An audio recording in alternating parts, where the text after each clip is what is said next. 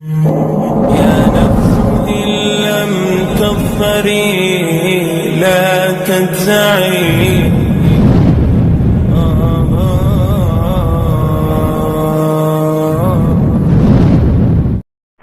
إن الحمد لله نحمده ونستعينه ونستغفره ونؤمن به ونتوكل عليه ونعوذ بالله من شرور أنفسنا ومن سيئات أعمالنا من يهده الله فلا مضل له ومن يضلله فلا هادي له وأشهد أن لا إله إلا الله وحده لا شريك له وأشهد أن محمدا عبده ورسوله صلى الله تعالى عليه وعلى آله وصحبه أجمعين। আল্লাহ সুবহানাহু ওয়া তাআলার মহান দরবারে লাখো শুকরিয়া জ্ঞাপন করছি, যিনি আমাদেরকে পবিত্র মাহে রমজানের শেষ দিকে সালাতুল জুমা আদায় করার জন্য মারকাজুল উলুম আল ইসলামিয়া জামে মসজিদে আসার তৌফিক এনায়েত করেছেন, এজন্য বলি আলহামদুলিল্লাহ। আমরা গত জুমা এবং তার আগের জুমায় যাকাত ভিত্তিক অর্থ ব্যবস্থা এবং যাকাত প্রসঙ্গে বিভিন্ন বিষয় নিয়ে আলোচনা পেশ করেছিলাম। যাকাত ইসলামের পঞ্চবেনার একটি। যাকাতের মাধ্যমে মূলত মানুষের মধ্যে ধনী দরিদ্রের ব্যবধান নির্মূল করা হয়।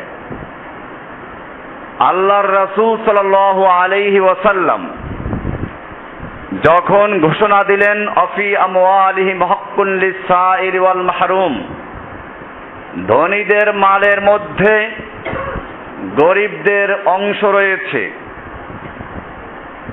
গরিবেরা চিন্তা করলো তাহলে আমাদের অংশ উদ্ধার করতে হবে। এই জন্য ইসলামের প্রথম দিকে ধনীদের চেয়ে গরিবেরাই দলে দলে যোগদান করেছিল বেশি। যাকাতের খাতগুলো আল্লাহ রাব্বুল আলামিন নিজেই আলোচনা করেছেন। কোন নবীর দায়িত্বে দেন নাই, কোন মুফতির দায়িত্বে দেন নাই। যেসব বিষয়গুলো মানুষের জন্য অত্যন্ত গুরুত্বপূর্ণ, এগুলো আল্লাহ রাব্বুল আলামিন নিজেই বিস্তারিত আলোচনা করেছেন। আপনারা জানেন, মানুষ মারা গেলে পরে সম্পদ বন্টন নিয়ে গন্ডগোল হতে পারে। আল্লাহ রাব্বুল আলামিন সূরা নিসার 11 নম্বর আয়াত থেকে শুরু করে এজন্য মৃত্যু ব্যক্তির সম্পদ বন্টনের বিধান নাজিল করেছেন। শুরুই করেছেন ইউসিকুমুল্লাহু ফি আওলাদিকুম। আল্লাহ তাআলা তোমাদেরকে তোমাদের সন্তানদের ব্যাপারে ওসিয়াত করছেন, হুকুম জারি করছেন। আল্লাহর নির্দেশ, লিযযাকারি মিসলু হাজ্জিল উনসায়াইন, একজন পুরুষ সন্তান দুইজন নারীর সমান সম্পত্তি পাবে। এরপরে বিস্তারিত আলোচনা করেছেন। এমনি ভাবে যাকাতের বিষয় আসলে অনেক সুবিধাভোগী স্বার্থান্বেষী লোকেরা যাকাতে ভাগ বসাতে চায়। আল্লাহর রাসূল সাল্লাল্লাহু আলাইহি ওয়াসাল্লামের যুগে এমনটা হয়েছিল। সূরা তওবার 58 নম্বর আয়াতে দেখবেন আল্লাহ তাআলা বলছেন, ওয়ামিনহুম মাইয়ালমিজুকা ফিস সাদাকাত ফাইন উতু মিনহা রাদু ওয়া ইল্লাম ইউতু মিনহা ইযা হুম ইয়াসখাতুন। আল্লাহ রাব্বুল আলামিন বলছেন, তাদের মধ্যে কিছু লোক এরকম যারা আপনাকে সাদাকাতের ব্যাপারে, যাকাতের ব্যাপারে জ্বালাতন করে, আপনার কাছে যাকাতের মাল চায়। ফাইন উতু মিনহা রাদু, যদি এদেরকে এর থেকে কিছু দেওয়া হয় তাহলে খুব খুশি। ওয়াইল্লাম ইউতু মিনহা ইযা হুম ইয়াসখাতুন, আর যদি এদেরকে না দেওয়া হয় তাহলে তারা বেজার হয়ে যায়, অসন্তুষ্ট হয়ে যায়। সূরা তওবার 58 নম্বর আয়াত। এতে বোঝা গেল যাকাতের ক্ষেত্রে অনেক মানুষের লোভ পড়তে পারে, সেজন্য যাকাতের খাতগুলোকে আল্লাহ রাব্বুল আলামিন নিজে বয়ান করেছেন। অথচ যাকাত কি পরিমাণ মাল হলে ফরজ হবে, কি পরিমাণ আদায় করতে হবে, এ বিষয়গুলো আল্লাহ রাব্বুল আলামিন কোরআনে নাজিল করেন নাই। সহিহ হাদিস থেকে এগুলোর বর্ণনা আছে। এই জন্য মনে রাখতে হবে, বর্তমান সমাজে একদল অশিক্ষিত অথবা কিছু বই পুস্তক পড়ে ইসলামের কিছু জ্ঞান অর্জন করেছে, এই লোকগুলো বলে ফেলে কোরআন যথেষ্ট, হাদিস মানার কি দরকার। কথাগুলো ভালোভাবেই বলে। আল্লাহ রাব্বুল আলামিন কোরআনে বলেছেন, আমি কোরআনে তিবিয়ানান লিকুল্লি শাই, সব কিছু সুস্পষ্ট বর্ণনা করেছি। কোরআনে যখন সুস্পষ্ট বর্ণনা আছে তাহলে তো আর হাদিসের দরকার নেই। এটা মনে রাখতে হবে। আল্লাহ রাব্বুল আলামিন রাসূলুল্লাহ সাল্লাল্লাহু আলাইহি ওয়াসাল্লামকে এই কোরআনের প্রচারক হিসেবেই নাজিল করেছিলেন। আমরা এটা আগে আলোচনা করেছি শুরুতে। এই কোরআনের জন্য রমজান মাসের গুরুত্ব। রমজান এই কোরআন নাজিলের মাস। এই কোরআনের জন্য লাইলাতুল কদরের গুরুত্ব। লাইলাতুল কদর কোরআন নাজিলের রাত। এই কোরআনের জন্য আল্লাহর নবী মুহাম্মদ সাল্লাল্লাহু আলাইহি ওয়াসাল্লামের মর্যাদা এবং গুরুত্ব, কারণ তার উপরে নাজিল হয়েছে, তার সম্পর্কে বলা হয়েছে সূরা জুমার 2 নম্বর আয়াতে, ওয়াল্লাযী বাআসা ফিল উম্মিয়্যিনা রাসূলাম মিনহুম ইয়াতলু আলাইহিম আয়াতিহি। আল্লাহ রাব্বুল আলামিন বলছেন, সে আল্লাহ যিনি উম্মীদের মধ্যে রাসূল প্রেরণ করেছেন, তাদের মধ্য থেকেই একজন। তাদের মধ্য থেকে বলতে ফেরেশতা রাসূল না, জিন রাসূল না, মানুষ রাসূল প্রেরণ করেছেন।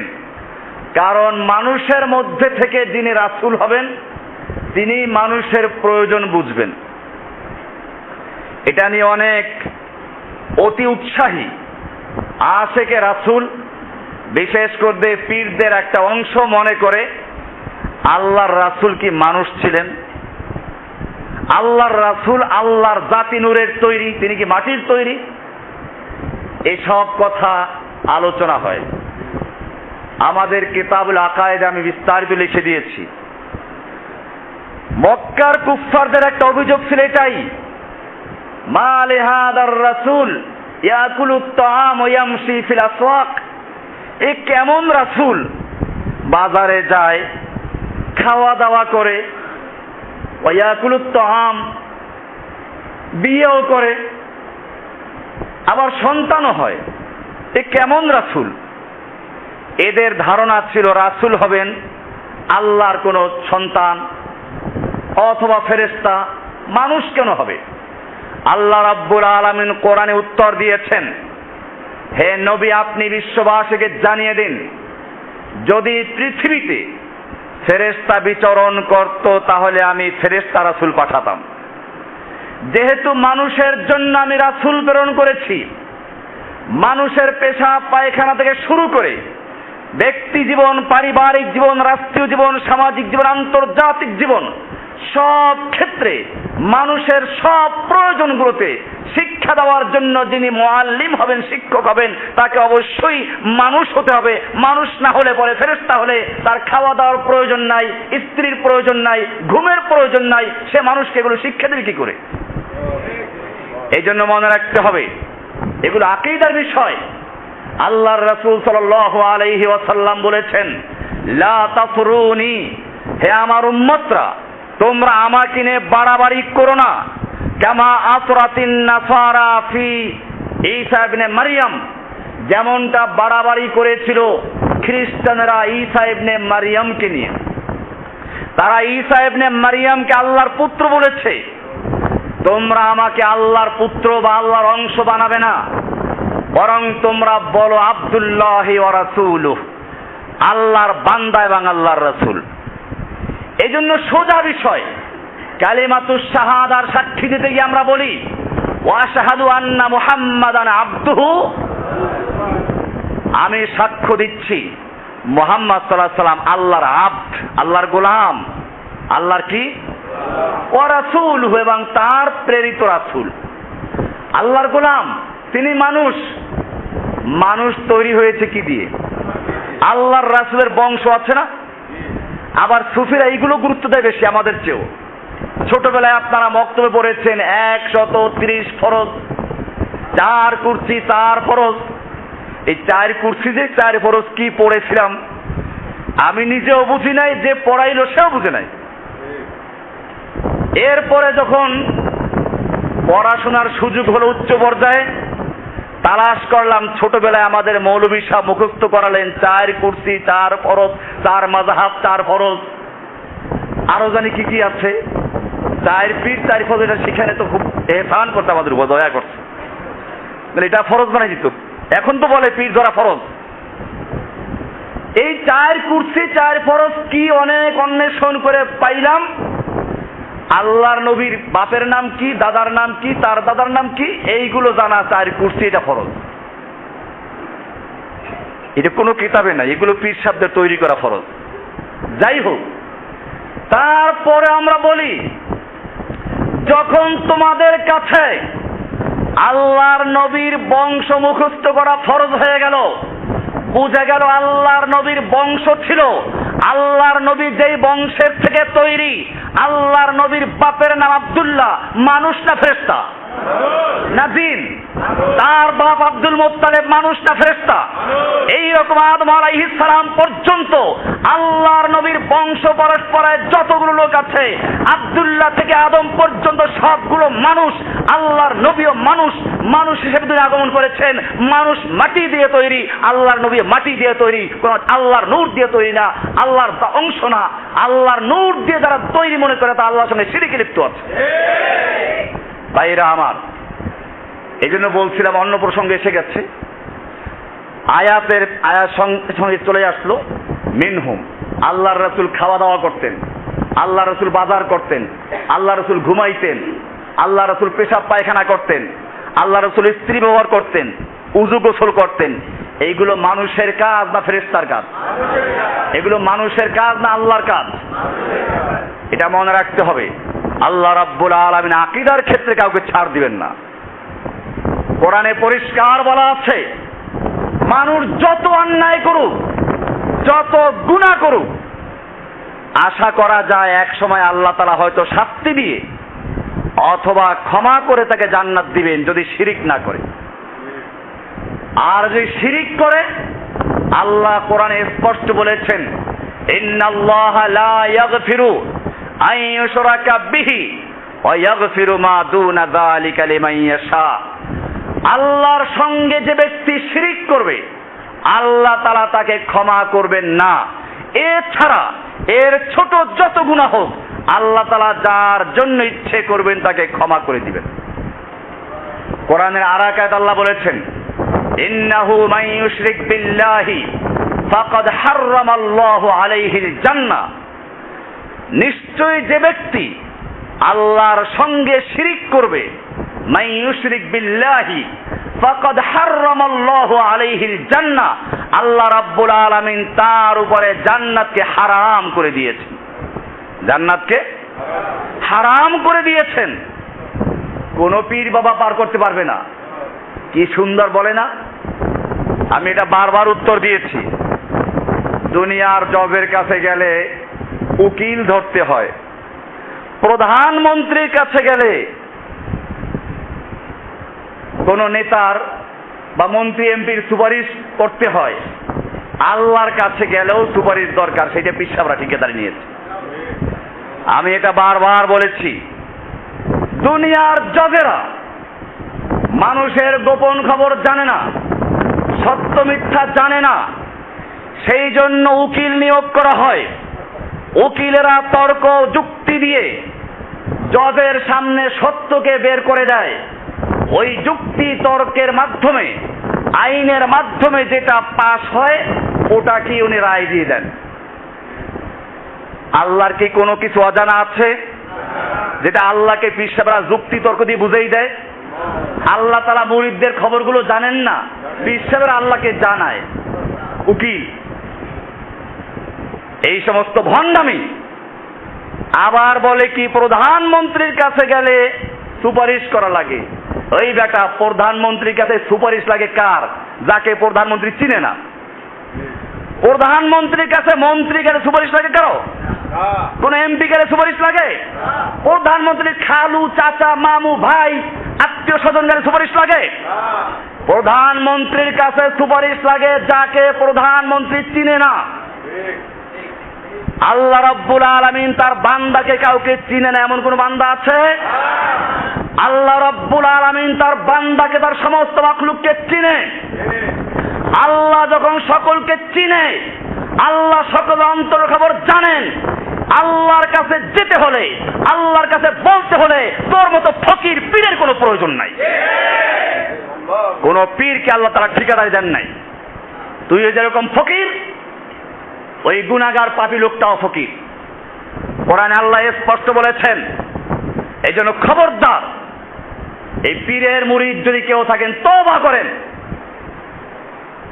পীরের মুরিদদের তওবা করেন না করলে শিরকে লিপ্ত আছে।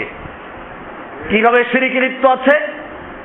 এমনি পীর মানে শিক্ষক বলে আপত্তি ছিল না, কিন্তু পীর তো শিক্ষকের নাম না। ওরকম শিক্ষক তো আমরা হাজার হাজার আছি। বাংলাদেশের লাখ লাখ মাদ্রাসা শিক্ষক আছে, তারা কি সকলে পীর? তাদেরকে পীর বলা হয়?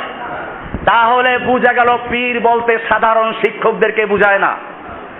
পীর বলতে ওদের একটা পরিভাষা আছে। যার কাছে মুরিদ হতে হবে, তাকে বায়াত দিতে হবে, তার সম্পর্কে ধারণা রাখে, উনি আল্লাহর কাছে সুপারিশ করে পৌঁছাইয়া দিবে। উনি মুরিদের অন্তরের সব খবর জানেন। উনি কাশফ খোলা থাকে। উনি মুরিদের অন্তরে ঢুকি আর বের হয়, ঢুকি আর বের হয়। পীর টেরও পায় না, মুরিদ টেরও পায় না। লিখেছে সুফিদের কিতাবে, আশ-শাইখু জাসুসু কলবিল মুরিদ। পীর হচ্ছে তোমার মুরিদের অন্তরের একজন গোয়েন্দা। ইয়াদখুলু ওয়া ইয়াখরুজু ওয়া লা ইয়াত্তালিউ আলাইহিল মুরিদ। পীর সাহেব মুরিদের অন্তরে ঢুকে আর বের হয়, ঢুকে আর বের হয়। মুরিদে কিছুই টের পায় না, সব দেখে। ওনারা চক্ষু বন্ধ করলে আল্লাহর আরশ, কুরসি, লৌহ কলম সব দেখতে পান।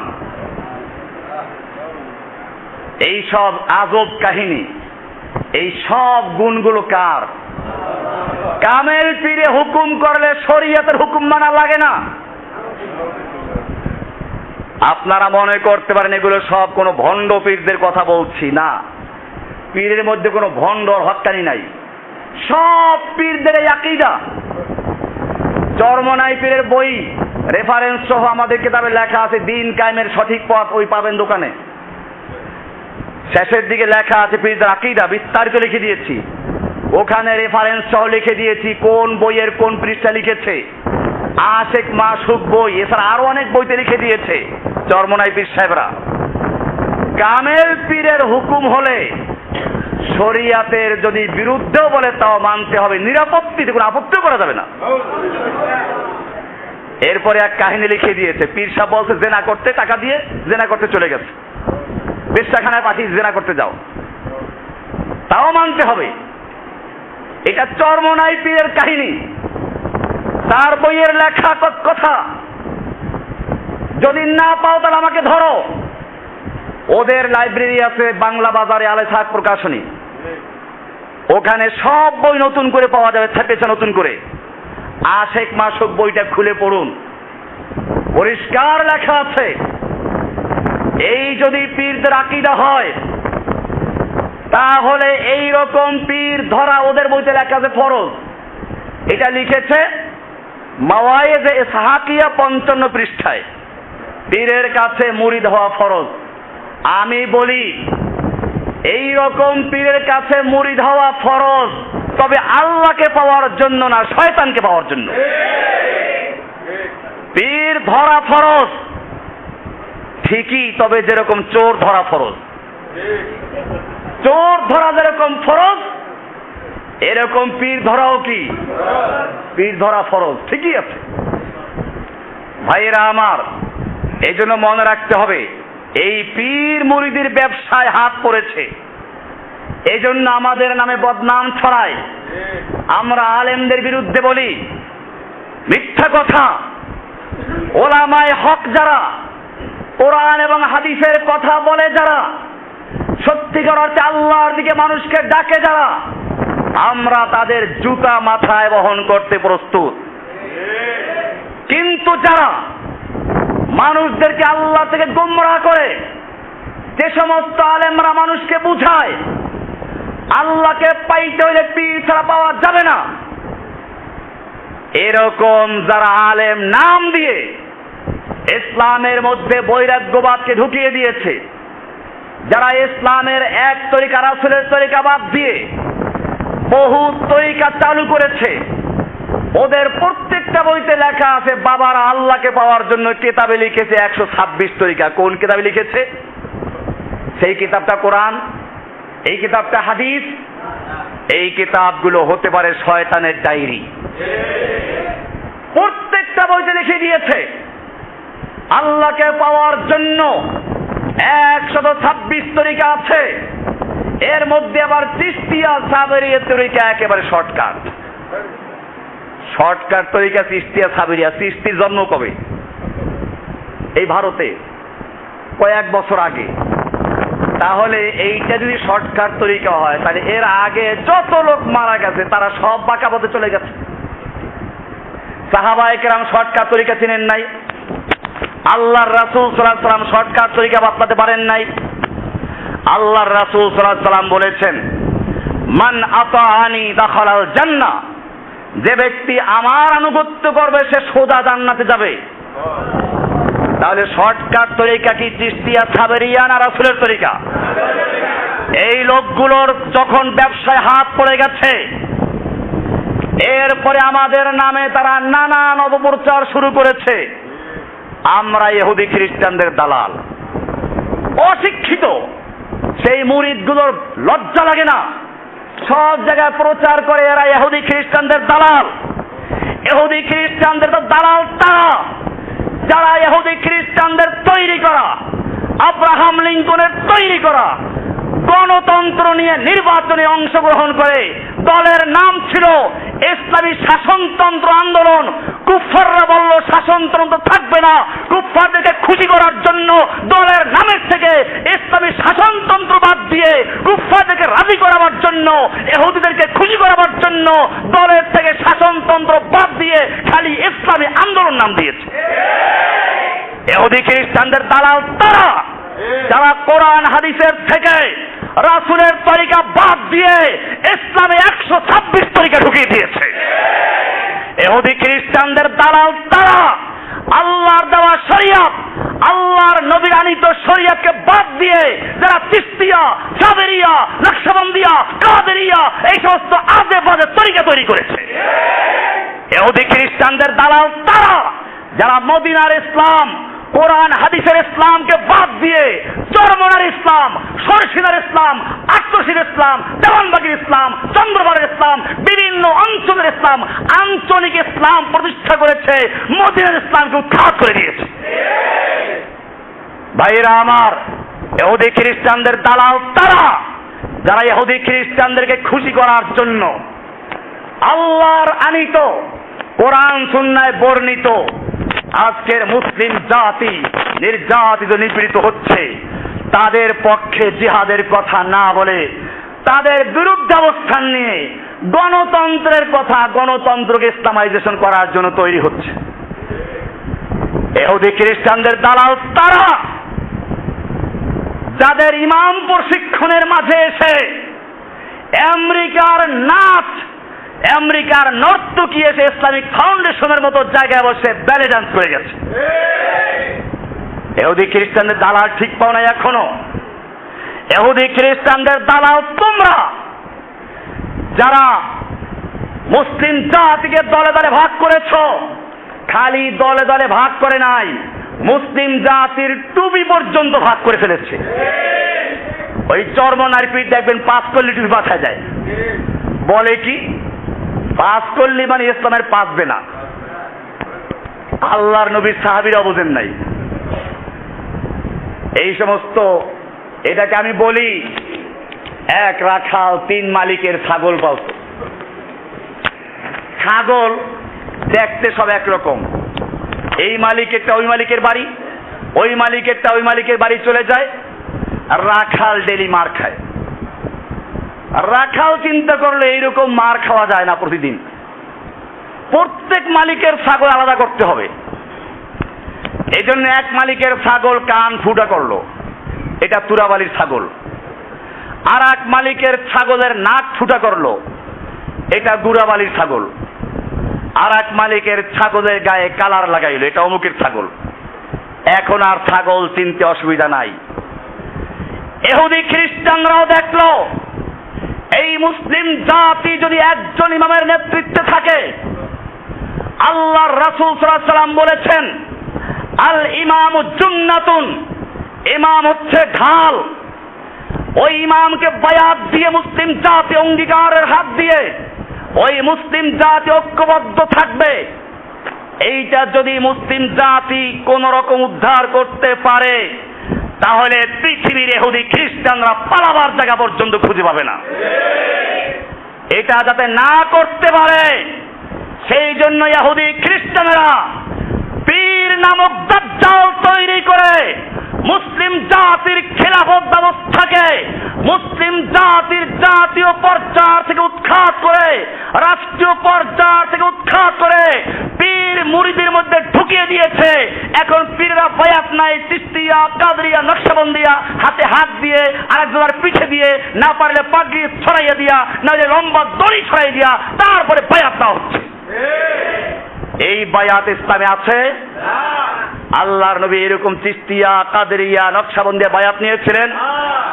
এই বায়াতগুলো তৈরি করে মুসলিম জাতির ঐক্য ধ্বংস করে দিয়ে এরা এখন মুসলমানদের যারা সহি কথা বলে, যারা মুসলিম জাতির সেই খেলাফত ব্যবস্থাকে পুনরুদ্ধার করার জন্য কথা বলে, যারা বলে পীর সাহেবদের বায়াত নেওয়ার কোনো অধিকার নাই, বায়াত নেওয়ার অধিকার একমাত্র আমিরুল উমারা মুসলিম জাতির আমিরের।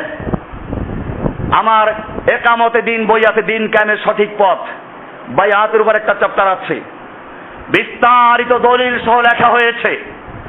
আল্লাহর রাসূল সাল্লাল্লাহু আলাইহি ওয়াসাল্লাম বলেছেন মুসলিম জাতির একজন লিডার থাকবে, গোটা মুসলিম উম্মাহ তাকে বায়াত দিবে। এরপরে আল্লাহর রাসূল সাল্লাল্লাহু আলাইহি ওয়াসাল্লাম বলেছেন ইজা বুইয়া লি খলিফাতাইনে, একজন খলিফা থাকার পরেও যদি আরেকজন বায়াত নেওয়া শুরু করে, আরেকজন খলিফা গজায়, আরেকজন খলিফার দাবিদার উঠে, ফাকতুলুল আখিরা মিনহুমা, তোমরা ওদের দ্বিতীয় জনকে হত্যা করে দাও, কতল করে দাও। এই কথাটা কি আমার কথা? আল্লাহর রাসূল সাল্লাল্লাহু আলাইহি ওয়াসাল্লামের কথা। হাদিসে যদি থাকে তাহলে আমার উপরে ক্ষেপে লাভ নেই, হাদিসে না থাকলে আমাকে গুলি করো, টুকরা টুকরা করে আপত্তি নেই। আর যদি হাদিসে থাকে, তোমরা যদি না পাও আমাদের কাছে আসো, পড়াইয়া দেই। কারণ তোমরা পীরের পুত্র পীর হয়েছ, গদ্দি নাসিন হয়েছ।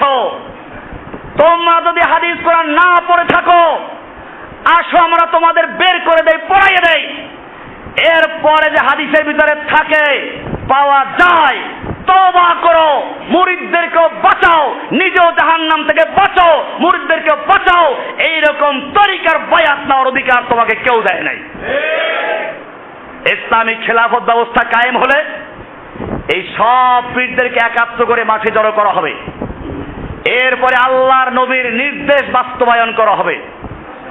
আল্লাহর নবী নির্দেশ দিয়েছেন ইজা বুইয়া লি খলিফাতাইনে, যখন একজন খলিফার বর্তমানে আর একজন খলিফা গজায়, আর একজন খলিফার বায়াত নেওয়া শুরু হয়ে যায়, ফাকতুলুল আখিরা মিনহুমা, তোমরা ওদের দ্বিতীয় জনকে কতল করে ফেলো। হত্যার নির্দেশ করেছেন কে? তাহলে মুসলিম জাতির সেই গুরুত্বপূর্ণ খেলাফত ব্যবস্থা, এত গুরুত্বপূর্ণ বিষয় আপনি চিন্তা করে শেষ করতে পারবেন না। আল্লাহর নবী যখন মৃত্যুবরণ করলেন, আল্লাহর নবীর লাশ দাফন করা হয় নাই যতক্ষণ পর্যন্ত খলিফা নিযুক্ত হয় নাই। আল্লাহর নবীর লাশ প্রায় 3 দিন পর্যন্ত পড়ে আছে, দাফনবিহীন পড়ে আছে। কারণটা কি? কারণ হচ্ছে মুসলিম উম্মাহ কোন মুহূর্ত খলিফাবিহীন থাকতে পারে না। আল্লাহর নবীর মৃত্যুর পরে খলিফা নির্বাচন করতে দেরি হয়ে গেল, সেই খলিফা নিযুক্তির পরেই তারপরে আল্লাহর নবীর লাশ দাফন করা হয়। আল্লাহর নবীর পরে মুসলিমদের খলিফা নির্বাচিত হলেন, তার নাম কি? কয়জন খলিফা ছিলেন? আবু বকরের পরে খলিফা কয়জন? তার নাম কি? ওমরের পরে মুসলিম জাহানের খলিফা কয়জন? তার নাম কি? এই রকম ভাবে মুসলিম জাহানের খলিফা থাকবে কয়জন? আজকে পীর সাহেবদের খলিফা কয়জন? পীর সাহেবরা খলিফা খেলাফত বায়াতের দলিল দেয় কোরআন আয়াত দিয়ে। আমরাও বলি কোরআনে হাদিসে বায়াত আছে, তবে সেই বায়াত কোন পীর মুরিদের বায়াত না। সেই বায়াত কিসের? মুসলিম জাতির জাতীয় বায়াত, রাষ্ট্রীয় বায়াত। আজকে যদি মুসলিম জাতির সেই বায়াত থাকতো, তাহলে মুসলিম জাতি, গোটা মুসলিম উম্মাহ একজন খলিফার নেতৃত্বে বায়াত দিত। গোটা দুনিয়ার মুসলিম একজন আমিরুল মুমিনিন, একজন খলিফার কমান্ড মেনে চলতো। একজন খলিফা হুকুম দিত মুসলিমদের জিহাদ করতে, তারা ঝাঁপিয়ে পড়তো, জান দিত। আজকে সেই মুসলিম জাতির খেলাফত ব্যবস্থাকে একদল ইহুদি খ্রিস্টানদের দালাল পীর সুফি নামক চোরেরা মুসলিম জাতির খেলাফত ব্যবস্থাকে চুরি করে, মুসলিম জাতির খেলাফত ব্যবস্থাকে ডাকাতি করে, ছিনতাই করে, খানকায় ঢুকিয়ে দিয়ে মুসলিম জাতিকে ইহুদি খ্রিস্টানরা মার খাওয়াচ্ছে। ইহুদি খ্রিস্টানদের দালাল পীর সাহেবেরা, ইহুদি খ্রিস্টানদের দালাল দরগাওয়ালারা, ইহুদি খ্রিস্টানদের দালাল এই সমস্ত খেলাফত যারা ছিনতাই করেছে তারা। বলছিলাম যে বিষয়টা, আল্লাহ রাব্বুল আলামিন রাসূলুল্লাহ সাল্লাল্লাহু আলাইহি ওয়াসাল্লামকে দায়িত্ব দিলেন কিসের? ইয়াতলু আলাইহিম আয়াতিহি। 1 নাম্বার কাজ হচ্ছে আল্লাহর আয়াত তেলাওয়াত করবেন। এরপর ইউযাক্কিহিম, তাজকিয়া করবেন, আত্মশুদ্ধি করবেন। আত্মশুদ্ধি করবে কি পীর না কোরআন দিয়ে? এই আয়াতগুলো দিয়ে মানুষদেরকে বুঝায়, গোমরা করে। কোরআনে তাজকিয়া আছে, আত্মশুদ্ধি আছে। আত্মশুদ্ধি করতে পীর লাগবে তা বলল কি? কোরআনে বলা আছে ইউযাক্কিহিম, এর আগে আছে ইয়াতলু আলাইহিম আয়াতিহি। তার মানে মানুষের আত্মশুদ্ধি হবে কোরআনের দ্বারা। কিসের দ্বারা? আত্মশুদ্ধি হবে কোরআনের তালিমের মাধ্যমে। ওয়া ইউআল্লিমুহুমুল কিতাব ওয়াল হিকমা। কিন্তু আমি বলে থাকি, একদল মানুষ আছে লুচ্চা, ঘরে সুন্দরী বউ থাকলেও ওই পাশের বাড়ির কালা মেয়ের দিকেও তাকাতে লজ্জা হয় না। অভ্যাস খারাপ। এইরকম লুচ্চা, এইরকম খারাপ চরিত্র যাদের, এই শ্রেণীর লোকেরা আল্লাহর কোরআনে যথেষ্ট মনে করে না, রাসূলের হাদিসে মনে করে না। আল্লাহর নবীর দেওয়া ওজিফা তাদের যথেষ্ট না। আল্লাহর নবীর দেওয়া ওজিফা তারা মানে না। যতক্ষণ পর্যন্ত পীর ওজিফা না দেয় মনটা ভরে না। এই পীরের মুরিদদেরকে বলেন নামাজের পরে এই তাসবিহ তাহলিল আছে, পরে তারা এগুলো পড়ে না। কিন্তু বলেন 6 লতিফার জিকির, হাফসে দমের জিকির, নাক দিয়ে ফোসফোস করার জিকির, এগুলো তারা ঠিকই করে, কারণ এগুলো পীর বলেছে। কে বলেছে? 6 লতিফার জিকির কোন হাদিসে আছে? কোরআনে আছে? সাহাবীদের জীবনীতে আছে? কোথায় আছে? পীরদের কিতাবে আছে। কোথায় আছে? না পাইলে চরমোনাই পীরের বই বেদে মারেফাতের শেষ দিকে দেখেন 6 লতিফার আলোচনা আছে, ওখানেও লিখে দিয়েছে 6 লতিফার জিকির কোরআন হাদিসে নাই, কোরআন পাকে নাই, হাদিস শরীফে নাই, তবে আল্লাহর ওলিগণ আল্লাহকে পাইবার জন্য রাস্তা হিসেবে তৈরি করেছেন।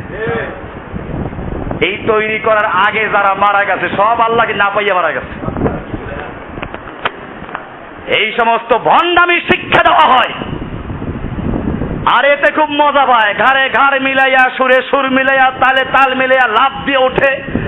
দেখবেন ওরা যখন জিকির করে মাহফিলের সামিয়ানা করে, সামিয়ানার উপরে বাদর ঝোলে। এই বাদর ঝোলা পান্ডামি করা ইসলামী শিক্ষা দেওয়া নাই। পান্ডামি করা বন্ধ হতে পারে, শয়তান শিক্ষা দিয়েছে, আল্লাহ নবী পান্ডামি করা শিক্ষা দেয় নাই। ওদের প্রত্যেকটা মাহফিলে বাদর ঝুলে, দেখবেন ঝুলতেছে বাদরের মতো, আবার হুক করে দৌড় দিয়ে দেয়। ওরা যখন জিকির করে তখন ওর পীরের সামনে লাঠিয়ার বাহিনী থাকে, লাঠিয়ার বাহিনী। কারণ জিকির করে পীরের মাথায় পড়ে, পীর মরতে পারে, সে ভয়ও আছে আবার। এই জন্য পীর যে মঞ্চে বসে, মঞ্চের সামনে শক্তিশালী তাগড়া যুবকদেরকে লাঠি হাতে নিয়ে দাঁড় করা, কেউ স্টেজে আসতে না পারে। এইসব পাগলামি, এইসব ভণ্ডামি শিক্ষা দিয়ে আল্লাহর নবীর উম্মতদেরকে গোমরাহ করছো। আর যারা এর বিরুদ্ধে বলে তাদেরকে ইহুদি খ্রিস্টানদের দালাল বলছো। কিয়ামতের মাঠে আল্লাহর দরবারে বিচার হবে তোমাদের ইনশাআল্লাহ। ভাইরা আমার, আপনারা কাজ করুন, এই পীরদের বিরুদ্ধে লড়াই করতে হবে, এই পীরদেরকে রুখে দাঁড়াতে হবে। গোটা বাংলার জমিন থেকে পীরদের আস্তানা, কবর, মাজার আস্তানা সব ধ্বংস করতে হবে ইনশাআল্লাহ। ভাইরা আমার, ভাইরা আমার, ভাইরা আমার, বলছিলাম যে বিষয়গুলো, যাকাত নিয়ে আলোচনা করছিলাম। আল্লাহর নবীর দায়িত্ব ছিল কোরআনের ব্যাখ্যা দেওয়া, আল্লাহর নবীর দায়িত্ব ছিল কোরআন প্রচার করা। এই কোরআন প্রচার করতে গিয়েই তিনি যাকাতের আলোচনা করেছেন। যাকাতের বন্টন করেছেন কে? স্বয়ং আল্লাহ সুবহানাহু ওয়া তাআলা বন্টন করেছেন। কোন পীরের ব্যাখ্যার জন্য রাখেন নাই, কোন সুফি সাহেবের ব্যাখ্যার জন্য রাখেন নাই। স্বয়ং আল্লাহ সুবহানাহু ওয়া তাআলা নিজে বিস্তারিত আলোচনা করেছেন। কারণটা কি? কারণ হচ্ছে এই, মিনহুম মাইয়ালমিজুকা ফিস সাদাকাত। হে নবী, আপনাকে ওদের থেকে একদল মানুষ সাদাকাতের ব্যাপারে জ্বালাতন করবে, জ্বালাতন করবে, আপনার কাছে টাকা পয়সা নেওয়ার জন্য কৌশল অবলম্বন করবে। ফাইন ওতু মিনহা রাদু, এদেরকে দিলে পরে খুশি। ওয়াইল্লাম ইউতু মিনহা ইযা হুম ইয়াসখাতুন, আর যখন তাদেরকে দেওয়া না হয় তখন তারা অসন্তুষ্ট হয়ে যায়। আমি আলোচনা করছিলাম, এই যাকাত বয়ান করেছেন আল্লাহ, খাতগুলো আলোচনা করেছেন আল্লাহ, কিন্তু যাকাতের নেসাব কি পরিমাণ, কি পরিমাণ আদায় করতে হবে, এই যে 2.5 ভাগ, 40 ভাগের 1 ভাগ, 40 টাকায় 1 টাকা, 100 টাকায় 2.5 টাকা, 1 লাখে 2.5 1 কোটিতে 2.5 লাখ, এই ভাগটা কি কোরআনে আছে? এরকম ভাবে 7.5 ভরি স্বর্ণের মালিক হলে পরে, 52 ভরি রূপার মালিক হলে পরে, 1 বছর স্থায়ী থাকলে পরে তার উপরে যাকাত ফরজ। কোরআনে আছে এটা?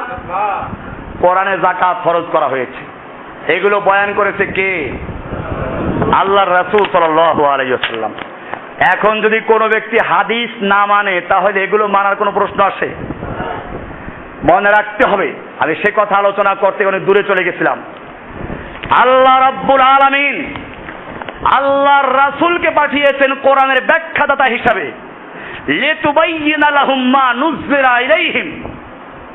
হে নবী, আপনাকে পাঠানো হয়েছে যাতে করে তাদের প্রতি যে কিতাব নাযিল করা হয়েছে সেই কিতাবের আপনি বর্ণনা করতে পারেন, বয়ান করতে পারেন। এখন যদি কোনো ব্যক্তি রাসূলের হাদিস না মানে তাহলে সে ব্যক্তি রাসূলের বয়ান মানলো না, সে ব্যক্তি মুসলিম হতে পারে? এই জন্য মনে রাখতে হবে, যারা কোরআন মানবে তারা হাদিস মানবে। বর্তমানে অনেক ফিতনা ফাসাদ শুরু হয়েছে, অনেক ফিরকা শুরু হয়েছে। এই লোকগুলো বলে কোরআন যথেষ্ট, হাদিস মানার কি দরকার আছে, এবং এটা ব্যাপকভাবে শুরু হয়েছে এখন। আমি আমার যুবক ভাইদেরকে বলবো, দুনিয়ার আনাচে কানাচে যে যেখানে আছো সেখান থেকে নিজেরাও ভালো করে সাবধান হবে, অন্যদেরকে সাবধান করবে। এই ফিরকার নাম দিয়েছে আহলে কোরআন, মানে কোরআন মানি, হাদিস মানি না। আমরা পরিষ্কার বলতে চাই, যেই ব্যক্তি কোরআন মানে হাদিস মানে না বলে দাবি করে, কয়েকদিন পর সে বলবে কোরআনে 5 ওয়াক্ত নামাজের কথা নাই, কোরআনে রুকু সেজদার কথা বলা আছে কিন্তু পদ্ধতি বলা নাই, এরকম ভাবে কোরআনে যাকাতের নিসাব বয়ান করা হয় নাই, কোরআনে যাকাতের পরিমাণ বয়ান করা হয় নাই। এই রকম ভাবে আস্তে আস্তে ইসলামের মূল বিষয়গুলো ধ্বংস করার জন্য একদল ইহুদি খ্রিস্টানদের চক্রান্তে লিপ্ত হয়েছে। সেই চক্রান্ত বাস্তবায়ন করার জন্য এই ফেরকাগুলো তৈরি হয়েছে। সেই ফেরকার মধ্যে আছে পীরদের ফেরকা, সেই ফেরকার মধ্যে আছে আহলে কোরআন ফেরকা, সেই ফেরকার মধ্যে রয়েছে বাহাই ফেরকা, সেই ফেরকার মধ্যে আছে কাদিয়ানি, ফেরকার মধ্যে আছে শিয়া, বিভিন্ন ফেরকা তৈরি করেছে। এজন্য আমরা সব সময় পরিষ্কার বলি, মুসলিমদের কোনো ফেরকার অনুসরণ করার অধিকার নেই। আল্লাহর নবী সাল্লাল্লাহু আলাইহি ওয়াসাল্লাম, আল্লাহর নবী সাহাবায়ে কেরাম, তাদের সময় কোনো ফেরকা ছিল? তাদের সময় একটা পরিচয় ছিল। কি পরিচয়? তাদের নাম ছিল মুসলিম, এছাড়া আর কোনো পরিচয় ছিল না। তাদের দ্বীন এবং দলের নাম ছিল ইসলাম। তাদের নাম কি? মুসলিমদের মাযহাব, মুসলিমদের দল, মুসলিমদের দ্বীন একটাই মাত্র, তার নাম কি? ইসলাম। ইসলাম ছাড়া অন্য কোনো পরিচয়, অন্য কোনো দল, অন্য কোনো মত আল্লাহর নবীর যুগে ছিল না, সাহাবায়ে কেরামদের যুগে ছিল না, তাবেঈনদের যুগে ছিল না, কোরআনে নাই, হাদিসে নাই। এরপরে যারা বিভিন্ন ফিরকা অনুসরণ করবে, দল তৈরি করবে, যারা দল তৈরি করবে এবং যারা তা অনুসরণ করবে, সবগুলো গোমরা হতে পারে, বিভ্রান্ত হতে পারে, দলাল হতে পারে, ইহুদি খ্রিস্টান নাস্তিক মুরতাদ হতে পারে, কিন্তু তারা আল্লাহর নবীর রেখে যাওয়া মুসলিম হতে পারে না। ভাইরা আমার, আমাদের দেশেও আছে কোরআনের এই সূরা তওবার 58 নম্বর আয়াত যে আমাদের দেশে নাই তা না, এই দেশেও দেখবেন রমজান মাস এলে পরে যাকাত বোর্ড গঠন করা হয়। যাকাত বোর্ড আছে না? এবং এর সপক্ষে বয়ান করার জন্য একদল আলেমও আছে। রেডিওতে, টেলিভিশনে, বিভিন্ন প্রচার মাধ্যমে এরা প্রচার করে।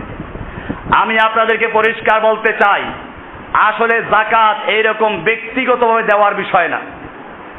যাকাত তো আদায় হবে, মুসলিমদের ওই যে খেলাফত ব্যবস্থা কায়েম হলে পরে রাষ্ট্রীয়ভাবে যাকাত আদায় করা হবে। এই জন্য যাকাতের 8টা খাতের মধ্যে একটা খাত আছে, আমি আলোচনা একটু পরে আসতেছি, আমেলিন। এই আমেলিন কারা? যারা যাকাত আদায় করার জন্য নিয়োগকৃত, এদেরকে যাকাতের অর্থ থেকে বেতন দেওয়া হবে। এই ক্ষমতা আছে কার?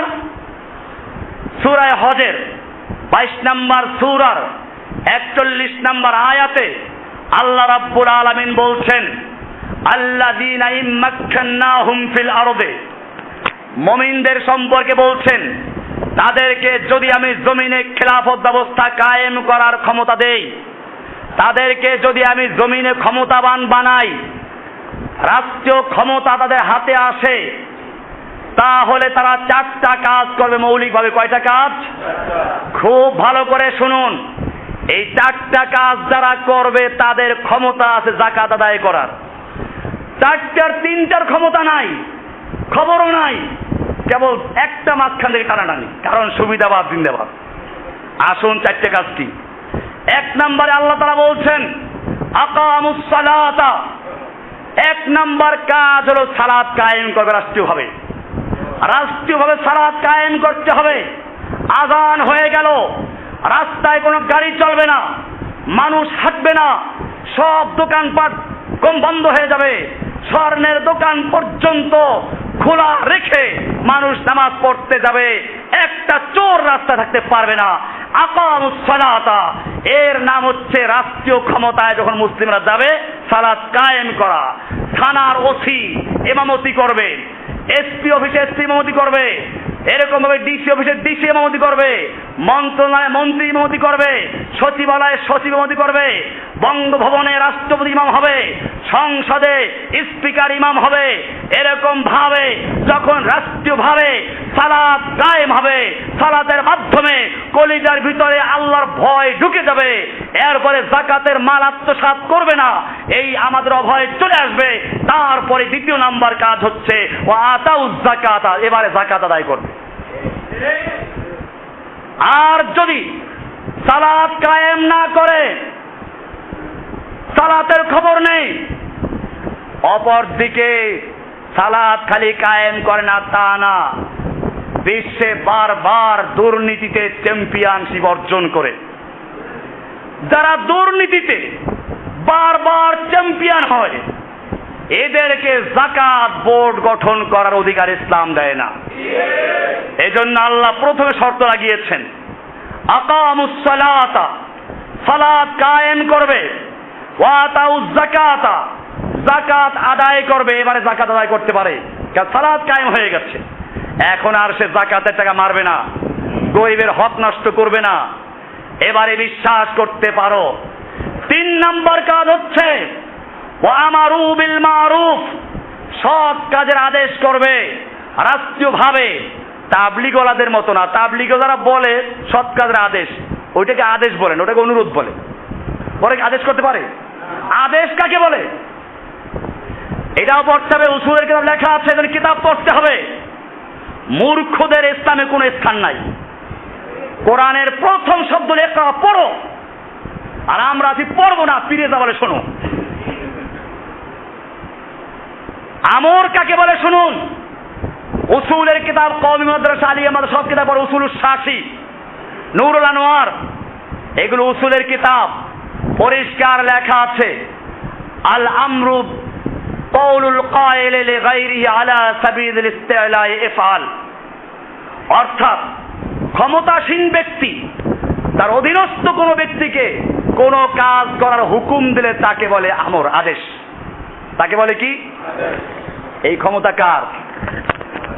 আসছে। ক্ষমতা হলে পরে আদেশ করা যায়, আর ক্ষমতা না থাকলে আপনি কি করবেন? ভাই মেহেরবানি করে নামাজ পড়ুন, এটাকে আদেশ বলে বাংলায়? বাংলাও বুঝে না, বাংলাতেই তো বলে অনুরোধ। আদেশ আর অনুরোধ যদি এক হইতো তাহলে এই শব্দগুলো কেন ডিকশনারি আলাদা আলাদা করে লেখা আছে? বাংলায় যেরকম আদেশ ভিন্ন, অনুরোধ ভিন্ন, আবেদন ভিন্ন, দরখাস্ত ভিন্ন, আরবিতে এরকম শব্দ আছে। আরবিতে একটা আছে দোয়া, অনুরোধ করা, ডাকা, একটা আছে ইলতিমাস, আবেদন করা, অনুরোধ করা, একটা আছে আমর, আদেশ করা। আমারু বিল মারুফ, আদেশ করার জন্য ক্ষমতা হাতে থাকতে হয়। এজন্য ইসলাম বলে খেলাফত ব্যবস্থা কায়েম করার মাধ্যমে, প্রতিষ্ঠা করার মাধ্যমে সালাত কায়েম হবে, যাকাত আদায় করবে, সৎ কাজের আদেশ করবে, ওয়া নাহা আনিল মুনকার, অন্যায় কাজ থেকে নিষেধ করবে। নিষেধ একই রকম, নিষেধ কোন অনুরোধের নাম না, নিষেধ হচ্ছে একটা হুকুম। এই 4টা কাজ যারা করবে তাদেরকে হুকুম হলো যাকাত আদায় করবে। এই 4টার 3টার কোনো খবর আছে? 3টার কোনো খবর নাই। একটার পক্ষে জোরালো তদবির চলে। এবারে আসুন, এটাকে আমরা বলি যে আসলে আল্লাহ তাআলা কোরআনের সূরা তওবার 58 নম্বরে বলছেন এটা, যে একদল মানুষ আসবে, তারা যাকাত নেওয়ার জন্য বিভিন্ন কৌশল অবলম্বন করবে। এরা সেই লোকগুলো। এবারে আসুন যাকাতের খাতগুলো আমরা আলোচনা করছি। আল্লাহ রাব্বুল আলামিন এবারে যাকাতের খাত নিজে আলোচনা করছেন সূরা তওবার 60 নম্বর আয়াতে। ইন্নামাস সাদাকাতু লিল ফুকারাই ওয়াল মাসাকিন, ফকির এবং মিসকিন, এই 2টা শব্দ আপনারা বাংলায় যারা বিভিন্ন বইটি পড়েন তারা দেখে নেবে, বিস্তারিত আমাদের বইতেও আছে, যাকাতের বই আছে, আমার ওখানে পাওয়া যাবে। এ নিয়ে বিভিন্ন বিতর্ক আছে, ফকির আর মিসকিন কাকে বলে। কেউ কেউ বলেছেন একই শব্দ, ফকির অর্থ মিসকিন, মিসকিন মানে ফকির যার কিছু নাই। কেউ একটু পার্থক্য করেছেন, যার কিছু আছে সে হলো ফকির, আর যার কিছুই নাই সে হলে মিসকিন। যাই হোক, এই গরিব মিসকিন বলতে আমরা যা বুঝি, যাদের কিছু নেই এরা হলো ফকির মিসকিন, দুইটা খাত। 3 নম্বর খাত হচ্ছে ওয়াল আমিলিনা আলাইহা। এই যেটা আগে বললাম একটু আগে, যে যাকাত কোনো ব্যক্তিগত দেওয়ার বিষয় ছিল না। যাকাত মুসলিম রাষ্ট্র কায়েম হলে তারা বাধ্যতামূলক আদায় করবে।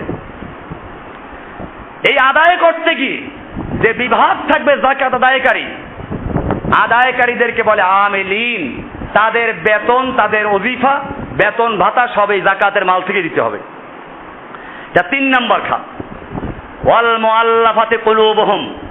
4 নম্বর হচ্ছে যাদের মনাকৃষ্ট করার জন্য ইসলামের শুরু দিকে ছিল বা যুগে যুগে থাকবে একদল মানুষ, মুসলিমরা যেখানে অসহায়, কোনো প্রভাবশালী ব্যক্তিকে যাকাত দিলে পরে ইসলাম গ্রহণ করবে এরকম মুসলিম, অথবা নতুন ইসলাম গ্রহণ করেছে, যাকাত দিলে পরে ইসলামটা একটু দৃঢ় হবে, এদেরকে বলা হয় মুআল্লাফাতি কুলুবুহুম, এদেরকে যাকাত দেওয়া যেত।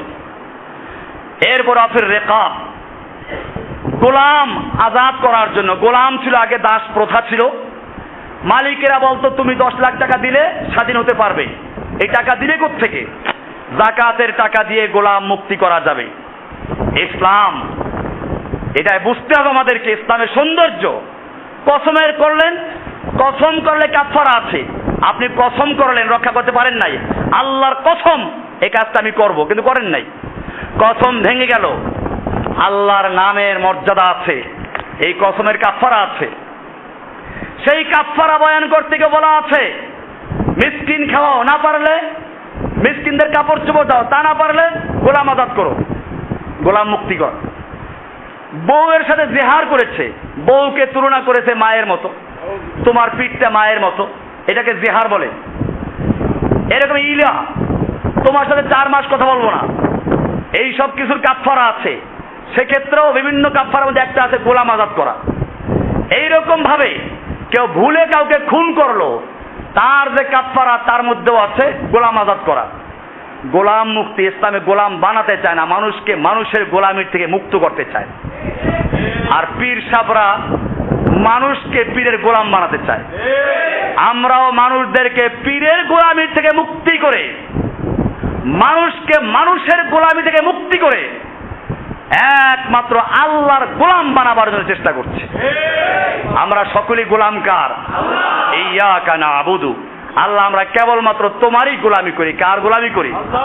আমরা আব্দ, তবে কার আব্দ? আমরা গোলাম, তবে কোনো খাজা বাবার না, কোনো পীর বাবার না। আমরা গোলাম কার? নবীরাও গোলাম কার?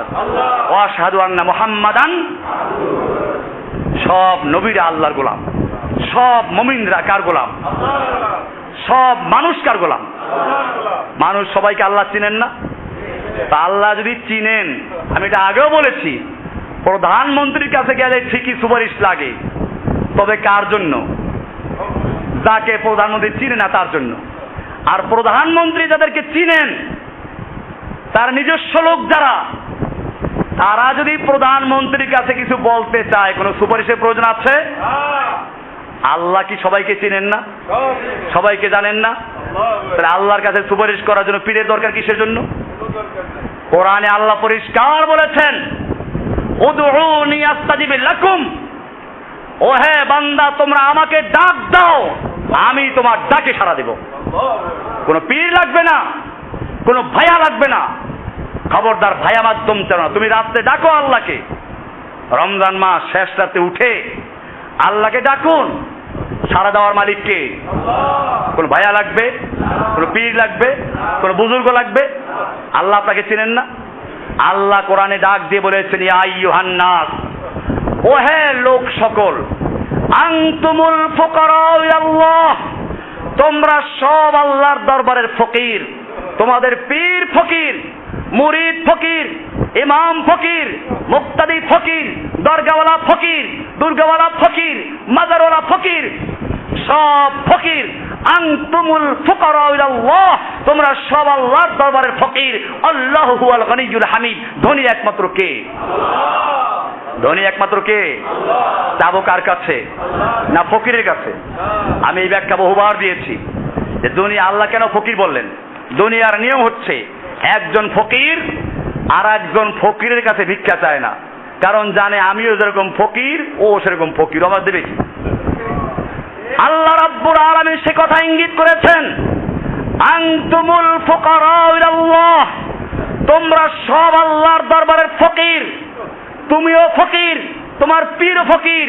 যখন সবই ফকির, কোন ফকিরের কাছে ভিক্ষা না করে স্বয়ং আল্লাহর কাছে ভিক্ষা চাও। হুকুম দিয়েছেন কে? আল্লাহ বলেছেন আল্লাহু হুয়াল গনিয়্যুল হামিদ, ধনী হচ্ছেন একমাত্র আল্লাহ। ভাইরা আমার, বলছিলাম আফির রিকাব, গোলাম মুক্তি করার জন্য। এই গোলাম মুক্তি করা, এখন বর্তমানে গোলাম নাই, এখন গোলাম গেছে মানুষে গোলাম হয়ে।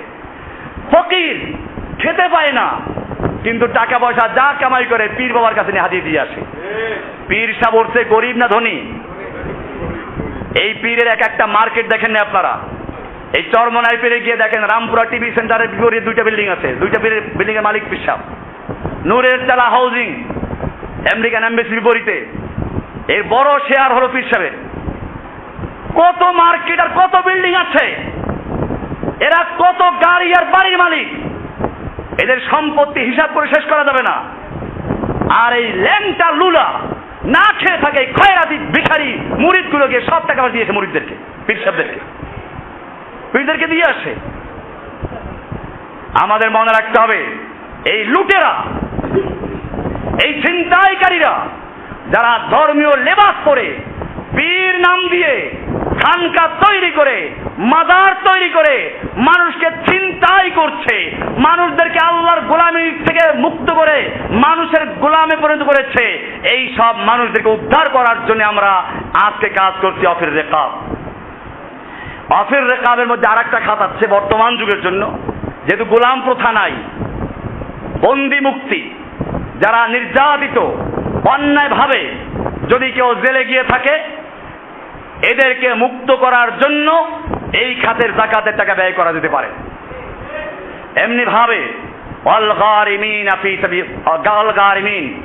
ঋণগ্রস্ত ব্যক্তি যারা আছে, ঋণী হয়ে পড়েছে, ঋণ মুক্তির জন্য যাকাত দেওয়া যাবে। কত দিবেন? ঋণ মুক্তি হইতে যত পরিমাণ লাগে। একজন লোকের 10 লাখ টাকা ঋণই আছে, আপনি থেকে 10 লাখ দিলেন, অসুবিধা নাই। একজন লোকের চিকিৎসার জন্য টাকার প্রয়োজন, যাকাতের টাকা দিয়ে আপনি সাহায্য করতে পারেন। কত দিতে পারবেন? যে পরিমাণ লাগে তা দিতে পারবেন। এই জন্য মনে রাখতে হবে, তবে প্রয়োজন অনুযায়ী। আবার কাউকে বেশি দিয়ে অপচয় করার সুযোগ দেওয়া যাবে না। কোরআনে সে কথাও বলা আছে, ওয়ালা তুতুস সুফাহা আমওয়ালাকুম, তোমরা বোকাদের হাতে মাল দিও না, কারণ ওরা পরিশ্রম করে পয়সা কামাই করে না। কামাই করার কি কঠিন শ্রম দিতে হয় তা তারা জানে না, যে কারণে গরিবদের হাতে পয়সা গেলে অনেক সময় উড়ায়। এদেরকে বুঝে শুনে দেওয়া। এরপরে বলা আছে ফি সাবিলিল্লাহ, মুসাফির, একজন পথিক বাড়িতে ধনী আছে, শহরে এসে গরিব হয়ে গেছে, তার টাকা পয়সা ছিনতাই হয়ে গেছে অথবা শেষ হয়ে গেছে, বাড়ি যাওয়ার টাকা নাই, আপনি যাকাতের টাকা থেকে দিতে পারেন। ইসলামের বিষয়গুলো দেখবেন, মানুষকে কতভাবে সাহায্য করার জন্য ইসলাম সুন্দর সুন্দর পথ দিয়েছে। ফি সাবিলিল্লাহ, ফি সাবিলিল্লাহ হচ্ছে আল্লাহর রাস্তায়। আল্লাহর রাস্তায় বলতে যারা আল্লাহর রাস্তায় যুদ্ধ করে, আল্লাহর রাস্তায় জিহাদ করে, তাদের অস্ত্র কেনার জন্য, তাদের সাহায্য করার জন্য, তারা বন্দী হয়ে গেলে মুক্ত করার জন্য, তাদের পরিবারের সাহায্য করার জন্য যাকাত থেকে অর্থ দেওয়া যাবে, সাহায্য করা যাবে। ফি সাবিলিল্লাহ। ওয়া ইবনুস সাবিল, রাস্তার ছেলে। এই ইবনুস সাবিল হচ্ছে মুসাফির, পথিক। সে দেশের থেকে বিদেশ চলে গেছে, বিদেশে গিয়ে টাকা পয়সা শেষ হয়ে গেল, অসহায় হয়ে পড়েছে, আপনি একে যাকাতের টাকা দিয়ে সাহায্য করতে পারেন। সে যদিও ধনী বাড়িতে, এখন যাকাতের টাকা দেওয়া যাবে। এটাকে বলে ইবনুস সাবিল। আল্লাহ রাব্বুল আলামিন এই সব খাতগুলো বয়ান করে তারপরে বলছেন ফারিদাতাম মিনাল্লাহ, আল্লাহর পক্ষ থেকে ফরজকৃত। এটা যেমন তেমন কোনো বিষয় না, কোন পীর সাহেবের তৈরি করা ওজিফা না। পীর সাহেবেরা তৈরি করে 10 ফান্ড। আপনি যাবেন বরিশালের জালোকাঠি একটা মাদ্রাসা আছে, আপনারা পত্রপত্রিকা দেখেন, বিভিন্ন সময় আলিয়া মাদ্রাসার মধ্যে প্রায় 1-2 নম্বর থাকে পরীক্ষার ফলাফলে। নেসারাবাদ মাদ্রাসা, ওখানে একজন পীর ছিলেন, তিনি লিখেছেন 10 ফান্ডে সাহায্য করুন, 10 ফান্ড। আমি সে উত্তরবঙ্গে মাহফিলে গিয়ে দেখি সেখানেও সে 10 ফান্ডের পোস্টার আছে, বড় বড় পোস্টার। এই সমস্ত ফান্ড আল্লাহ রাসূল তৈরি করেন নাই, আল্লাহর রাসূল সাল্লাল্লাহু আলাইহি ওয়াসাল্লাম তৈরি করেছেন 8 ফান্ড, পীর তৈরি করলো কয় ফান্ড? এরকম তৈরি হয়েছে। ফরিদাতাম মিনাল্লাহ, আল্লাহ তাআলা সেজন্য স্পষ্ট বলেছেন এই যে খাতগুলো বয়ান করা হলো এটা কোনো পীর সাহেবের তৈরি করা খাত নয়, এটা কোনো বুজুর্গের তৈরি করা খাত নয়, এই খাতগুলো তৈরি করেছেন স্বয়ং আল্লাহ সুবহানাহু ওয়া তাআলা। ফরিদাতাম মিনাল্লাহ আল্লাহু আলিমুন হাকিম।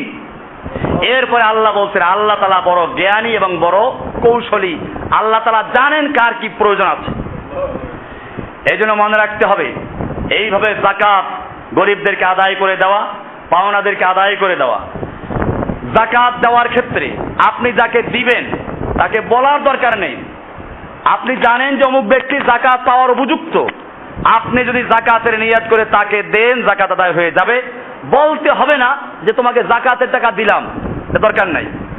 এমনি ভাবে যাকাত দেওয়ার ক্ষেত্রে আরো একটা জিনিস খেয়াল রাখতে হবে, নিকট আত্মীয় যারা আছে এদের যাকাত দেওয়া যায়, তবে উপর আর নিচ মনে রাখবেন। উপর বলতে আমি বুঝাচ্ছি উসুল, মানে নিজের বাপ, বাপের বাপ, বাপের বাপ, বাপের বাপ, এরকম যত উপরে যাবে এদেরকে যাকাত দেওয়া যাবে না।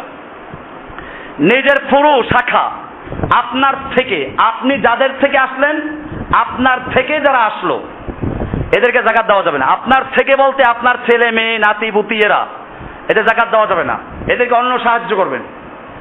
এরপরে ডান বাম, আপনার মূল বাপকে দেওয়া যাবে না, দাদাকে দেওয়া যাবে না, কিন্তু বাপের সন্তানদের দেওয়া যাবে, বাপের মেয়ে ছেলে মেয়েদেরকে দেওয়া যাবে, ভাইদেরকে, ভাই গরিব হয়ে গেছে যাকাত দেওয়া যাবে। দাদার সন্তানদেরকে দেওয়া যাবে, মানে চাচা ফুফু এদেরকে যাকাত দেওয়া যাবে। বাপের ভাই বোন, নিজের ভাই বোন যদি আলাদা থাকে যাকাত দেওয়া যাবে, অসুবিধা নেই, কারণ এরা আপনার মূলও না আপনার শাখাও না, এদের যাকাত দেওয়া যাবে। অনেক সময় ঋণগ্রস্তকে যাকাত দেওয়া যাবে, আপনি টাকা পাইবেন সেই টাকা মনে মনে মাফ করে দিলেন, এতে যাকাত দেওয়া হবে না। আপনি বরং তাকে বলেন যে কার থেকে ধার করে সে আপনার ঋণ পরিশোধ করুক, এরপরে আপনি যাকাতের টাকা দিয়ে তার ওই ঋণ পরিশোধ করে দেন, এরকম কৌশল করা যেতে পারে। তবে মনে মনে মাফ করে যাকাত আদায় হবে না। আপনি একটা পারেন তাকে যাকাতের টাকা দিতে, সে যাকাতের টাকা দিয়ে আপনার ঋণ পরিশোধ করতে পারে, এটাও হতে পারে। তো এইভাবে ঋণ পরিশোধ করা যাবে। এবারে যাকাত দেওয়ার মধ্যে বিভিন্ন খাত আলোচনা করা হলো। যাকাতের একটা জিনিস খেয়াল রাখতে হবে, যাকাত গরিবদের থেকে নেওয়া, ধনীদেরকে দেওয়া না।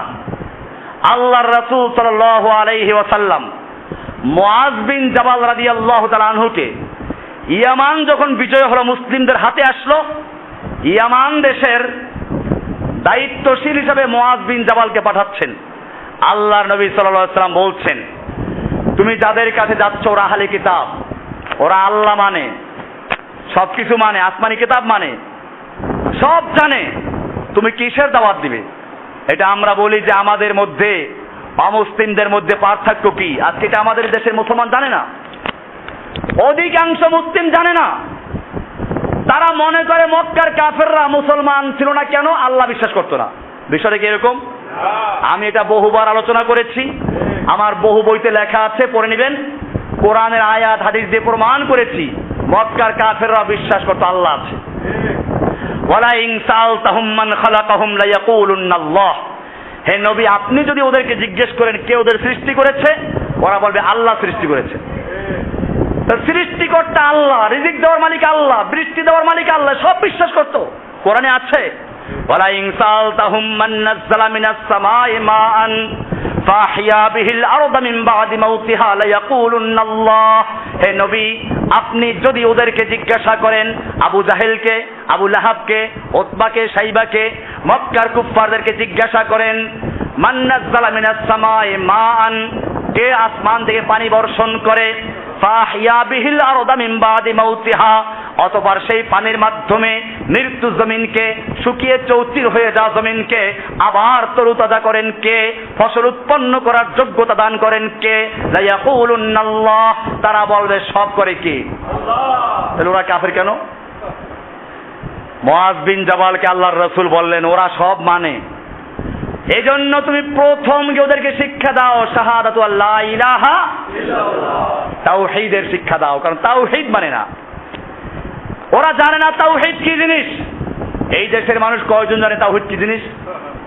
তাওহীদের রকম কয়টা, তাওহীদের শর্ত কয়টা, পীরের তরিকা কয়টা তা মুখস্থ আছে, পীরের তরিকার জিকিরের লতিফা কয়টা তা জিকির আছে, মুখস্থ আছে। কিন্তু যদি জিজ্ঞেস করা হয় তাওহীদ কি জিনিস, তাওহীদের রকম কয়টা, তাওহীদের শর্ত কয়টা, ঈমান ভঙ্গের কারণ কয়টা বলতে পারবে? ওযু ভঙ্গের কারণ হয়তো কিছু বলতে পারবে, নামাজ ভঙ্গের কারণ হয়তো কিছু বলতে পারবে। ঈমান যে ভঙ্গের কারণ আছে বোধহয় জীবনে শুনেও নাই, কারণ পীরদের ধর্মে সব নাই। পীরদের ধর্মে আছে তরিকা মানো, পীর ধরো, পীর পার করে লই যাবে, আর কিছু লাগবে না। ভাইরা আমার, আমি বলতেছিলাম যে বিষয়টা, মুআজ বিন জাবাল রাদিয়াল্লাহু তাআলা আনহুকে আল্লাহর রাসূল সাল্লাল্লাহু আলাইহি ওয়াসাল্লাম হুকুম দিলেন তুমি ওদেরকে তাওহীদের শিক্ষা দাও।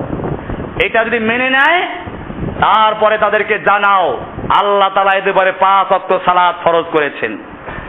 এটা যদি মেনে নেয় তারপরে জানাও আন্নাল্লাহা ক্বাদ ইফতারাদা আলাইহিম সাদাকাতান, আল্লাহ তাআলা তাদের উপরে যাকাত ফরজ করেছেন। তুখাযু মিন আগনিয়াইহিম ওয়া তুরাদ্দু আলা ফুকারাইহিম, ওদের ধনীদের থেকে নেওয়া হবে, গরিবদের মধ্যে বন্টন করা হবে, আমি নিজে নিব না।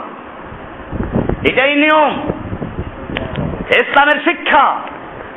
আজকে যারা হাফ মুসলিম এদের বোঝা উচিত আজকে সুদী ব্যবস্থায় জর্জরিত হয়েছে মুসলিম জাতি। আমি এটা আগে আলোচনা করেছি। আল্লাহর রাসূল সাল্লাল্লাহু আলাইহি ওয়াসাল্লাম বলেছেন আলিয়াদুল উলিয়া খায়রুম মিন আলিয়াদিস সুফলা, উপরের হাত নিচের হাতের চেয়ে ভালো। এই উপরের হাত যার হবে, এটা খালি একটা হাত না, উপরের হাত বলতে হতে পারে একটা প্রতিষ্ঠান, হতে পারে একটা সমাজ, হতে পারে একটা দেশ। যেই দেশ দান করবে সেই দেশ উপরের হাত, আর যে দেশ নিবে সেই দেশ কি?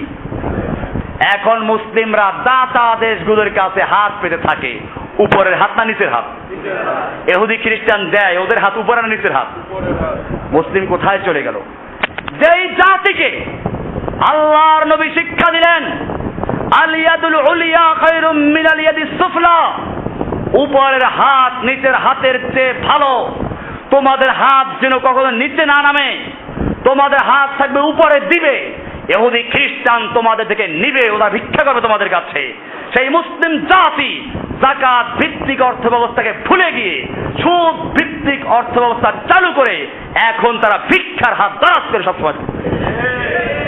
আমি বলেছিলাম এরা রাস্তার ভিক্ষুকদেরকেও হার মানিয়েছে।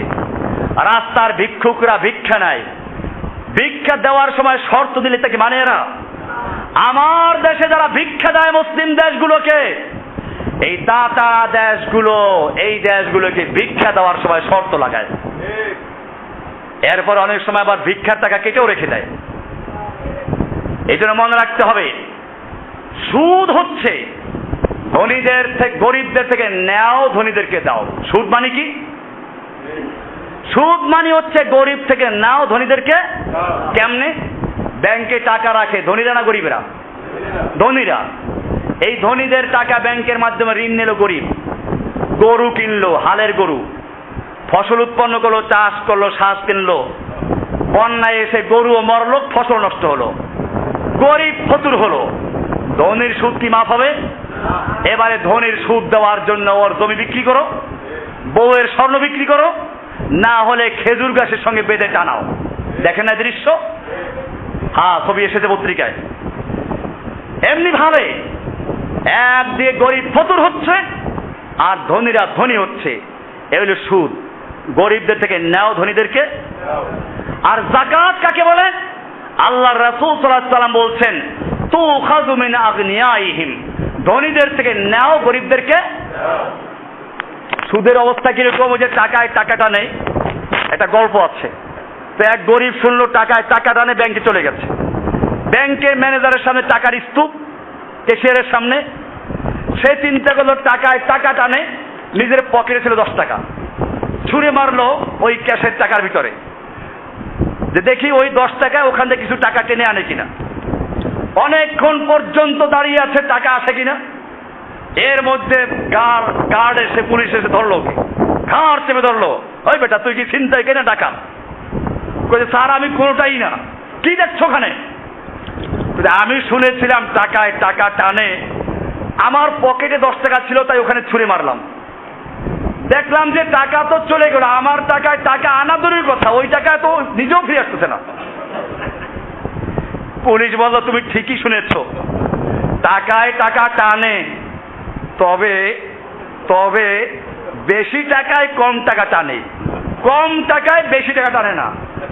ওই যে ক্যাশের সামনে বেশি টাকা, তোমার 10 টাকাকে এমন ভাবে টেনে ধরেছে, ও আর ওখান থেকে ঘাড় ফিরে আবার সুযোগ পাচ্ছে না। এটা মনে রাখতে হবে। আল্লাহর রাসূল সাল্লাল্লাহু আলাইহি ওয়াসাল্লাম কোরআনের মাধ্যমে আল্লাহ প্রদত্ত যাকাত ব্যবস্থা চালু করেছেন। সেখানে পরিষ্কার বলা হয়েছে তুখাযু মিন আগনিয়াইহিম, ধনীদের থেকে নেওয়া হবে, গরিবদেরকে দেওয়া হবে। এটা আমাদের ভালো করে বুঝতে হবে। এরপরে গরিবদের মধ্যে বিভিন্ন শ্রেণী আছে, আপনি কোন গরিবদেরকে তালাশ করে দিবেন এটা মনে রাখতে হবে। গরিব দুই রকম। এক প্রকারের গরিব হচ্ছে মানুষের দরবারে ভিক্ষা করে বেড়ায়। আল্লাহর রাসূল সাল্লাল্লাহু আলাইহি ওয়াসাল্লাম বলছেন, বুখারী মুসলিমের হাদিস, লাইসাল মিসকিনু আল্লাযী ইয়াতুফু আলান নাস, ওইটা আসল মিসকিন না যে মানুষের ধারে ধারে ঘুরে। তারুদ্দুহুল লুকমাতু ওয়াল লুকমাতান তামরাতু ওয়াত তামরাতান, এক লোকমা দুই লোকমা, একটা খেজুর দুইটা খেজুর, 1 টাকা 2 টাকা দিলে চলে যায়, এইটা আসল মিসকিন না। ওয়ালাকিন্নাল মিসকিন আল্লাযী লা ইয়াজিদু গিনান ইউগনিহি ওয়ালা ইফতানু লাহু ফায়াতাসাদ্দাকু আলাইহি, আসল মিসকিন তো ওরা যাদের কাছে নিজের চলার মতো ব্যবস্থা নাই, কষ্ট করে খেতে পায় না, কাপড় চোপড় কিনতে পারে না, অথচ ওয়ালা ইফতানু লাহু ফায়াতাসাদ্দাকু আলাইহি, তাকে বুঝাও যায় না যে তাকে মানুষ দান করবে। ওয়ালা ইয়াকুমু ফায়াসআলুন নাস, মানুষের কাছে গিয়ে ভিক্ষাও করে না, চায় না। এইরকম ভদ্র গরিব আত্মসম্মান মর্যাদামূলক যারা চলে, এরকম গরিবদেরকে তালাশ করে যাকাত দাও। কোরআনের সূরা বাকারার 273 নম্বর আয়াতে বলা হয়েছে, আল্লাহ তাআলা বলছেন, লিল ফুকারাইল্লাযীনা উহসিরু ফি সাবিলিল্লাহ, ওই সমস্ত ফকির মিসকিন গরিবদেরকে তোমরা যাকাত সাদাকা দান করো। উহসিরু ফি সাবিলিল্লাহি, যারা আল্লাহর রাস্তায় আটকে আছে, আল্লাহর রাস্তায় যুদ্ধ করতেছে, আল্লাহর রাস্তায় দুশমনদের মোকাবেলায় যুদ্ধে রত আছে, আল্লাহর রাস্তায় দ্বীনি ইলম অর্জন করতে রত আছে। উহসিরু ফি সাবিলিল্লাহি, আল্লাহর রাস্তায় যারা আটকে আছে, বন্দী হয়ে আছে। তারপরে লা ইয়াস্তাতিউনা দারবান ফিল আরদে, এরা যে খেতে খামারে কাজ করবে, ব্যবসা বাণিজ্য করবে, সেই সুযোগ তাদের নাই। এরা যদি কাজ করতে যায় তাহলে এই খেদমত করবে কারা? ইসলামের কাজ করবে কারা? ইহসাবুহুমুল জাহিলু আগনিয়া মিনাত তাআফফুফ, আল্লাহ তাআলা কি সুন্দর করে চিত্র তুলে ধরেছেন। ইহসাবুহুমুল জাহিলু, মূর্খ লোকেরা, দুনিয়াদার লোকেরা এদেরকে মনে করে, কি মনে করে? আগনিয়া, ধনী মনে করে। তাআফফুফ, তাদের আত্মসম্মান বজায় রেখে চলার কারণে, তাদের লেবাস পোশাক দেখে তাদেরকে মনে করা যায় না তারা অভাবে আছে। লা ইয়াসআলুনান না তারিফুহুম বিসীমাহুম, তুমি তাদের লক্ষণ দেখলে বুঝতে পারবে। লা ইয়াসআলুনান নাস ইলহাফা, এরা মানুষের কাছে গিয়ে যাচনা করে না। এইরকম গরিব যারা দ্বীনি কাজে আটকে আছে এদেরকে সাহায্য করো। এই কারণে উলামায়ে কেরাম লিখেছেন, দ্বীনি প্রতিষ্ঠানে যারা সত্যিকার অর্থে কোরআন হাদিসের ইলম শিখে, এই সব মাদ্রাসা লিল্লাহ বোর্ডিং সাহায্য করা যাবে। এরকম ভাবে এতিমদের জন্য, গরিব মাদ্রাসার জন্য যদি ঘর করে দেওয়া যায় তাও না জায়েজ না। আমার দেশে একটা ফতোয়া প্রচলিত আছে যে যাকাতের টাকা দিয়ে মাদ্রাসা ঘর করা যায় না। এটা আমার কাছে সঠিক না। বরং গরিবদের জন্য, এতিম পালার জন্য যদি ঘর করতে হয়, সেই ঘর করার জন্য জাকাতের টাকা দিয়ে ঘর করা যাবে, কারণ এতিমদের থাকার ব্যবস্থা করা যাবে। এমনি ভাবে জাকাতের টাকা দিয়ে দ্বীনি কিতাব কিনে দেওয়া যাবে। গরিব, আপনি টাকা দিলেন খাওয়ার জন্য, এখন তার এই দেহটা পালার জন্য টাকা দিলেন, রুহু পালা টাকা দিতে হবে না? পেটের ক্ষুধা নিবারণ করার জন্য যদি জাকাতের টাকা দেওয়া জায়েজ হয়, ঈমানের ক্ষুধা পূরণ করার জন্য সহিহ দ্বীনি কিতাবগুলো কিনে দেওয়া বতরিকে আওলা জায়েজ হবে, আরো বেশি জায়েজ। কারণ আল্লাহর রাসূল সাল্লাল্লাহু আলাইহি ওয়াসাল্লাম বলেছেন, তালাবুল ইলমি ফরিদাতুন আলা কুল্লি মুসলিম, দ্বীনি ইলম অর্জন করা প্রত্যেকটা মানুষের জন্য, মুসলিমের জন্য ফরজ। দ্বীনি ইলম অর্জন করার জন্য এদেরকে সহিহ দ্বীনি কিতাব কিনে দেওয়া, আকীদার কিতাব কিনে দেওয়া, যাকাতের টাকা দিয়ে এটা জায়েজ আছে, বরং উত্তম পন্থা হবে এটা। এই জন্য মনে রাখতে হবে, যাকাত আমরা দিব, তবে যে সকল মাদ্রাসায় বেদাত শিক্ষা দেওয়া হয়, যেসব মাদ্রাসায় শিক্ষা দেওয়া হয়, বাবারা তোমরা লেখাপড়া শেষ করে যাচ্ছ, জাহির ইলম অর্জন করেছো, এখন গিয়ে কোন একজন হক্কানি পীরের কাছে বায়াত হইয়া মুরিদ হয়ে যাও, নইলে কিন্তু আল্লাহকে পাইবা না। এই সব জায়গায় যাকাত দেওয়া যাবে না। যে সব জায়গায় শিক্ষা দেওয়া হয়, বউ তালাক দিলে হিলা করে আবার জায়েজ করার পদ্ধতি আছে, এই সমস্ত হিলার পদ্ধতি শিক্ষা দেওয়া হয়। এরকম ভাবে যে সব জায়গায় শিক্ষা দেওয়া হয় যাকাতের হিলা ফরজ লাগবে না, যাকাত থেকে বাঁচা যায়। কেমনে বাঁচা যায়? তোমার যাকাত ফরজ হলো, বছর শেষ হইলে পরে যাকাত দিতে হবে, বছর পূর্ণ হওয়ার এক সপ্তাহ আগে বউকে মালিক বানাই দাও, তাহলে তুমি তোমার মালিক, এক বছর পূর্ণ হওয়ার যাকাত ফরজ নাই, বউ মালিক হয়ে গেল। আবার বউর মালিকানা যখন থাকলো, বছর পূর্ণ হওয়ার আগে এক সপ্তাহ আগে স্বামীকে দিয়ে দিল, স্বামী মালিক হয়ে গেল। এরপরে স্বামী আবার মালিকে আবার ছেলেকে দিল, এরকম ঘুরাও, তাহলে আর যাকাত দেওয়া লাগবে না। তাবিল শিখায় এই সমস্ত ভণ্ডামি। যেসব মাদ্রাসায় শিক্ষা দেওয়া হয় পীরের কাছে মুরিদ হওয়া, চিশতিয়া তরিকা, সাবরিয়া তরিকা, যেই সব মাদ্রাসায় মানুষ মরলে পরে খতম পড়ার জন্য শকুনের মতো ঝাঁপাইয়া পড়ে, এটা আমি আগে আলোচনা করেছি, যে ছাত্রদেরকে এইরকম তৈরি করা হচ্ছে, খতমে খাজেগান, খতমে নারিয়া, তারপরে কি আছে খতমে ইউনুস, অমুক তমুক, এই সমস্ত খতম তৈরি করেছে। এখন আর একটা বেদাত চালু হয়েছে। বদরের যুদ্ধে সাহাবায়ে কেরাম যুদ্ধ করেছেন ইসলামের জন্য, কয়জন ছিলেন? 313 জন। বিভিন্ন মাদ্রাসায় দেখবেন 313 বদরি কমিটি আছে, আল বদর কমিটি। এই বদরি কমিটি তৈরি করে কি, আপনি প্রতি বছর 1000 বা 2000 টাকা দেন, তাহলে 313 জনে কত টাকা পাইল? আবার বড় বড় শহরে 5000 টাকা, বাৎসরিক 5000 টাকা দিবেন, তাহলে 5000 টাকা দিয়ে এক একজনে দেয়, 313 জনে কত হয়? এই টাকা কামাই করার জন্য 313 বদরি সাহাবীদের নামে কমিটি করা আছে বিভিন্ন মাদ্রাসায়। ফাসেক, ফুজ্জার, সুদখোর, ঘুষখোর, মদখোর, জুয়াচোর, এইগুলোকে এক একজন বদরি সাহাবীর নাম দিয়া বদরি কমিটি করে সাহাবী বানাই দিল। কি আজীব অবস্থা! আল্লাহর নবীর সাহাবায়ে কেরামদের নাম পর্যন্ত বিক্রি করছে না নিজের স্বার্থ উদ্ধারের জন্য। সাহাবায়ে কেরামদের নাম বিক্রি করে খাচ্ছে। এই সব মাদ্রাসায় যাকাতের টাকা দিয়ে নিজের মাল অপচয় করা হচ্ছে এবং শিরিক আর বেদাত কাজকে প্রচার করার জন্য, শিরিক আর বেদাতকে প্রতিষ্ঠা করার জন্য, শিরিক আর বেদাতের পক্ষে যুদ্ধ করার জন্য, আর যারা হকের কথা বলে তাদের বিরুদ্ধে লড়াই করার জন্য এই মাদ্রাসাগুলো সাহায্য করা হচ্ছে। এই জন্য যারা সত্যিকার অর্থে হকের পক্ষে আছেন, আমি তাদেরকে বলবো, কোন বেদাতিকে, কোন বেদাতি মাদ্রাসাতে কোন সময় আপনারা যাকাত ফিতরা টাকা দিবেন না। আমার বইতে লেখা আছে বেদাতদেরকে যাকাত দেওয়া নিষেধ আছে। যাকাতের বই খুলে দেখবেন, আমি এই মাসটা লিখে দিয়েছি, বেদাতদের যাকাত দেওয়া যাবে না। ভাইরা আমার, এই ফতোয়া আমার না, এই ফতোয়া আগের যারা আসলা আছে, ইবনে তাইমিয়া রাহমাতুল্লাহ মজমুআতুল ফাতাওয়া নামে কেন লিখেছেন, আমি রেফারেন্স উল্লেখ করে দিয়েছি। যাই হোক, আজকে আমরা যাকাতের খাতগুলো নিয়ে আলোচনা করলাম। এছাড়া আরো যাকাতের মাসলা আমরা আগে আলোচনা করেছি, আমাদের বইতে দেওয়া আছে যাকাত কিতাবুজ যাকাতের ভিতরে। এরপরে যদি আরো কারো কিছু জানার থাকে জেনে নেবেন, তারপরে সহিহ শুদ্ধভাবে যাকাত দিবেন। যাকাত আমি আগেও বলেছি, এটা কোনো অনুগ্রহ না, অনুকম্পা না, লামসাম দিয়ে দিলাম। যাকাত হচ্ছে ধনীদের মালের মধ্যে গরিবদের নির্ধারিত অংশ, নির্দিষ্ট অংশ, ওই পুরা হিসাব করে, প্রত্যেকটা পাই পাই হিসাব করে যে কয় টাকা পাবে এই কয় টাকা আদায় করতে হবে, নইলে যাকাত ফরজ আদায় হবে না। লামসাম দিলে হয়তো দান হবে, দানের সওয়াব পাবেন, যাকাত আদায় হবে না। আরো যদি কোনো প্রয়োজন হয় আমরা জেনে নিব। আল্লাহ সুবহানাহু ওয়া তাআলা আমাদের সকলকে কোরআন এবং সুন্নাহ মোতাবেক চলার তৌফিক দান করুন, আমিন। আমাদেরকে সহিভাবে দ্বীনের উপরে চলার তৌফিক দান করুন, আমিন। ওয়া সাল্লাল্লাহু তাআলা আলা নবিয়িনা মুহাম্মদ ওয়া আলিহি ওয়া সাহবিহি আজমাইন। সুবহানাল্লাহি ওয়া বিহামদিহি সুবহানাকাল্লাহুম্মা ওয়া বিহামদিকা আশহাদু আল্লা ইলাহা ইল্লা আনতা আস্তাগফিরুকা ওয়া আতুবু ইলাইক।